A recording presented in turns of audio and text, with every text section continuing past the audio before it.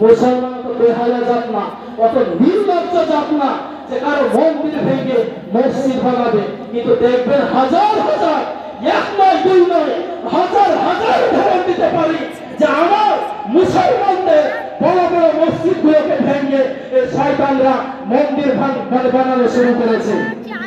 জ্ঞানবাপী মসজিদ নাম শুনেছেন? এই পিছনের ভাইরা বলুন, শুনেছেন? জ্ঞানবাপী মসজিদ ঐতিহ্যবাহী মসজিদ, ভারতবর্ষের বিখ্যাত মসজিদ। কথা বলবো আজকে, শুনবেন তো? এই শুনবেন না পালাবেন? শুনবেন না? ইনশাআল্লাহ নামাজ শেষ করে দেব, শেষ করে দেব, চলে যাবো। বলবো ইনশাআল্লাহ? বলবো, তবে নারায়ে তাকবীর দিব একবার, আল্লাহু আকবার দিতে হবে। চলে নারায়ে তাকবীর, চলে বলি নারায়ে তাকবীর। আলহামদুলিল্লাহ, এবার হচ্ছে বীর পুরুষের মতো কথা হয়েছে। এবার আমার ভোল্টেজ দেখে কি, বুঝতে পারলেন না? ইমান আমার বেড়ে গেল। বক্তা তো ওয়াজ করতে ভালো লাগে না যদি শ্রোতা যদি না ঠেকাতে পারে বক্তাকে। যে বাংলাদেশে আছে, বাংলাদেশে দেখবে,